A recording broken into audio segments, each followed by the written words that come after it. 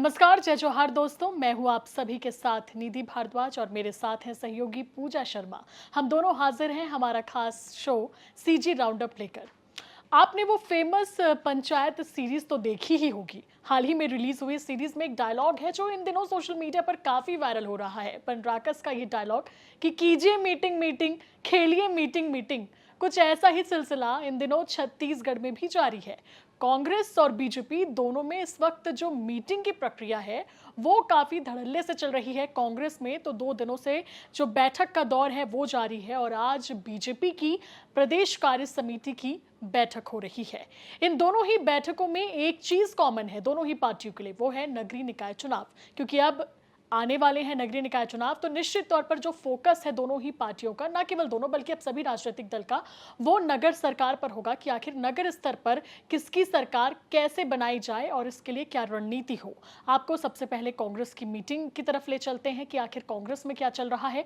तो बताना चाहेंगे कि 9 और 10 जुलाई को कांग्रेस ने ये बैठक बुलाई थी। 9 जुलाई को जो बैठक हुई उसमें जिला अध्यक्षों के साथ डिस्कशन हुआ, जिला अध्यक्षों से फीडबैक लिया गया, साथ ही विधानसभा और लोकसभा चुनाव में किसका क्या परफॉर्मेंस रहा, किसने कितना कामकाज किया, इस पर बात की गई।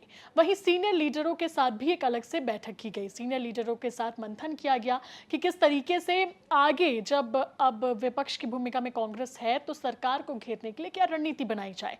प्रदेश अध्यक्ष दीपक बैज ने मीडिया से मुखातिब होते हुए इस बैठक को लेकर जानकारी दी कि कैसे सड़क से लेकर सदन तक वो बीजेपी सरकार को घेरने वाली है। प्रदेश में कानून व्यवस्था जो इस वक्त बिगड़ चुकी है, चरमरा चुकी है, इसे लेकर लगातार कांग्रेस सत्ता पक्ष पर हमलावर है और इसी मुद्दे को लेकर एक बार फिर से कांग्रेस जो है वो सत्र में भी आवाज उठाने वाली है और इन्हीं मुद्दों को लेकर नगरीय निकाय में भी चुनाव लड़ने वाली है।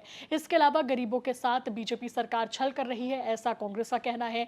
बढ़ते हुए बिजली दामों को लेकर और अन्य तरह की समस्याओं को लेकर भी जो कांग्रेस है वो अब मुखर होने जा रही है और इसी सब मसलों को लेकर उनकी ये जो बैठक हुई कि रणनीति बनाई गई कि यही सब मैटर होंगे, यही सब मुद्दे होंगे जिसके चलते आगे जो सदन में सत्र होने वाला है उस पर बातचीत होगी, उस पर आवाज उठाई जाएगी।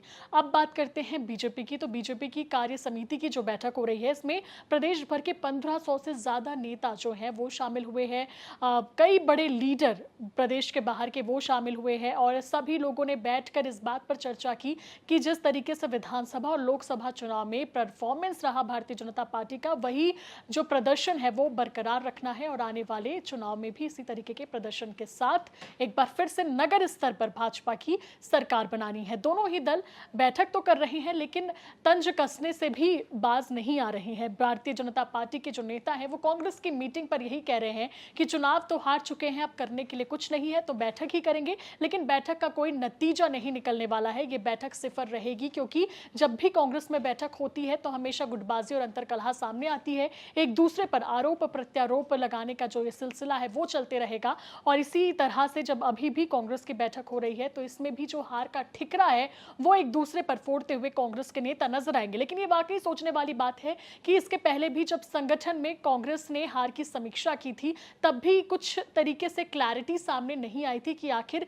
क्यों पार्टी को हार का सामना करना पड़ा था। और इस बार जो बैठक हो रही है उसमें भी अभी तक इस तरीके की चर्चा नहीं हुई है कि हार की जिम्मेदारी आखिर किसकी है। और जब विधानसभा के बाद लोकसभा में भी बुरी तरीके से हार मिली तो क्या संगठन में किसी तरीके का बदलाव होगा, ये सवाल तो बहुत दिनों से चल रहा है, लेकिन लगता है कि संगठन में फिलहाल किसी तरीके का बदलाव नहीं होने वाला है। पूजा बिल्कुल, और इसी विषय को मैं आगे बढ़ाते हुए रुक करना चाहूँगी।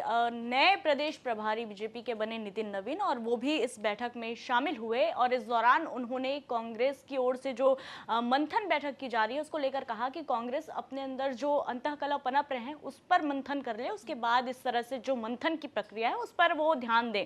और इसके साथ ही साथ जो सबसे बड़ी जानकारी मैं बता दूं साथियों, बलौदा बाजार हिंसा की। बलौदा बाजार हिंसा को लेकर लगातार रोज नए नए खुलासे यहाँ पर हो रहे हैं और इस पे जैसे जैसे खुलासे हो रहे हैं कांग्रेस इस पूरे मसले से घिरती हुई नजर आ रही है। जैसा कि हमने आपको पहले भी बताया कि देवेंद्र यादव की मौजूदगी पर जिस तरह से बीजेपी ने सवाल उठाए थे, अब देवेंद्र यादव को इस पूरे घटनाक्रम को लेकर नोटिस भी जारी किया गया। 9 जुलाई को उन्हें उपस्थित होना था लेकिन पर्सनल रीजन का हवाला दिया उन्होंने देवेंद्र यादव ने और वो उपस्थित नहीं हुए। हालांकि अगली डेट में जाने की बात उन्होंने कही, लेकिन इस पूरे मसले को लेकर एक बार फिर फिर से उन्होंने बीजेपी पर जमकर हमला बोला। उन्होंने एक व्हाट्सएप का एक चैट ओपन किया और मीडिया के सामने उन्होंने दिखाते हुए कहा कि ये जो चैट है वो मुझे एक बहन ने भेजा है, जिन्होंने कहा है कि जबरदस्ती देवेंद्र यादव की नाम लेने का दबाव बनाया जा रहा है और ये कहा जा रहा है कि अगर आप इस पूरे घटनाक्रम में देवेंद्र यादव का नाम लेंगे तो आपके भाई को छोड़ दिया जाएगा। ये एक बड़ा खुलासा उन्होंने यहाँ पर किया है। अब जब अपने ही लोगों के ऊपर इस तरह से उंगली उठती है तो पार्टी कैसे ना तिल मिलाए।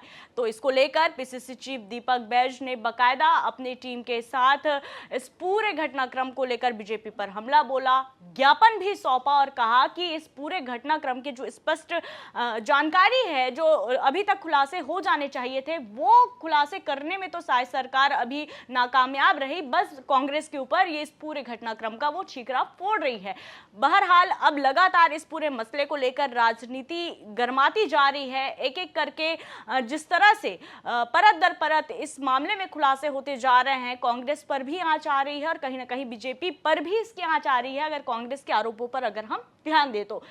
और जिस तरह से अगर सतनामी समाज की बात कर ले तो उनकी स्थिति अभी भी जस की तस है।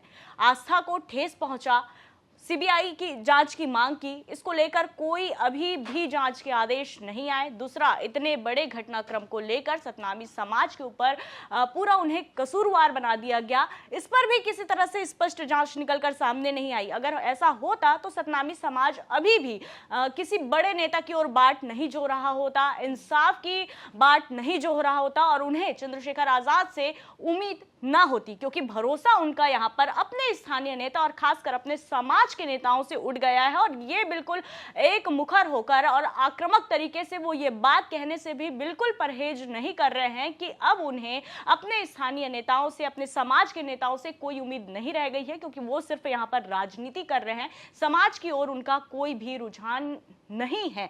अब ये जो पूरा घटनाक्रम है बलौदाबाजार का, इसकी जो गुत्थी है ये कब सुलझेगी ये तो समय बताएगा। लेकिन अभी जो हाल ही में 22 जुलाई से जो विधानसभा सत्र शुरू होने वाले हैं, बलौदाबाजार की गूंज वहां पर जरूर सुनाई देगी, क्योंकि पहले ही कांग्रेस इस पूरे मसले को लेकर ये कह चुकी है कि विधानसभा चुनाव में जोरों शोरों से इस मुद्दे को उठाया जाएगा। और ना सिर्फ बलौदाबाजार बल्कि आरंग में हुई कथित मॉब लिंचिंग की घटना हो या पीड़िया मुठभेड़ की हम बात कर ले, कवर्धा में बैगा आदिवासियों की मौत की हम बात कर ले, बेमेतरा में हुए ब्लास्ट की बात कर ले, ये तमाम जो मुद्दे हैं, इन मुद्दों से इस बार जो विधानसभा का सदन है वो काफी गूंजेगा। बहरहाल देखने वाली बात तो ये होगी कि इस पूरे मामले को लेकर किस तरह से कांग्रेस सरकार को घेरती है और शायद सरकार अपना डिफेंस कैसे करती है और कैसे खुद को इन तमाम आरोपों से ना सिर्फ बचाती है बल्कि इसके लिए नए कानून भी बनाती है।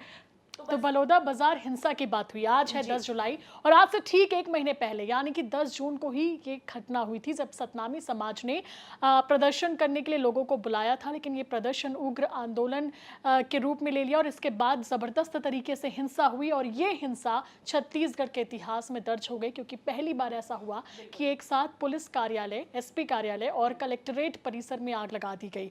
अब तक इस मामले में बहुत सारे डेवलपमेंट हो चुके हैं, 200 से 250 लोगों की गिरफ्तारी भी हो चुकी है, लेकिन क्यों आखिर सियासी बवाल मचा हुआ है ये समझने की जरूरत है। वक्त के साथ इस मसले को दबाने की जरूरत थी, इस मसले पर कार्रवाई करने की जरूरत थी, लेकिन जो राजनीति है वो थमने का नाम नहीं ले रही है। आपको ये भी बताना चाहेंगे कि किस कदर चंद्रशेखर आजाद यहाँ पर पहुंचते हैं और बार बार इसी बात पर जोर देते हैं कि सतनामी समाज को फंसाने के लिए साजिश की गई है। ये सतनामी समाज के लोग नहीं थे जिन्होंने हिंसा की थी, असामाजिक तत्वों को बाहर से बुलाया गया था और उनके द्वारा इस पूरे हिंसा को प्रायोजित किया गया था और समाज को बदनाम करने के लिए ये पूरी प्लानिंग और प्लॉटिंग की गई थी। लेकिन सरकार आरोपियों को पकड़ने की बजाय निर्दोष जो सतनामी समाज के लोग हैं उन पर ही कार्रवाई कर रही है।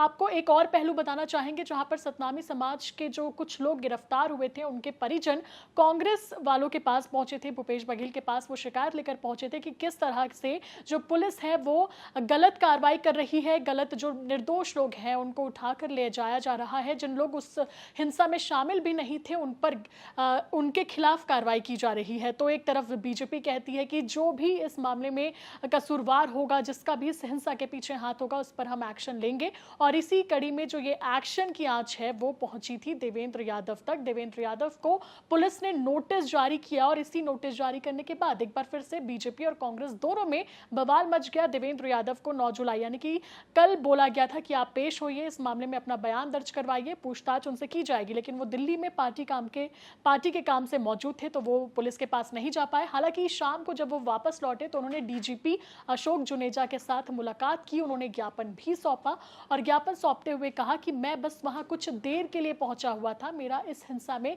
कोई हाथ नहीं है। सरकार कांग्रेस वालों को गलत तरीके से फंसाने की कोशिश कर रही है। अब इस मामले में कहां तक राजनीति जाएगी ये तो देखने वाली बात होगी, लेकिन बलौदाबाजार हिंसा से जुड़ी कुछ भी अपडेट है वो हम आप तक सबसे पहले पहुंचाने की कोशिश कर रहे हैं और आगे भी पहुंचाते रहेंगे।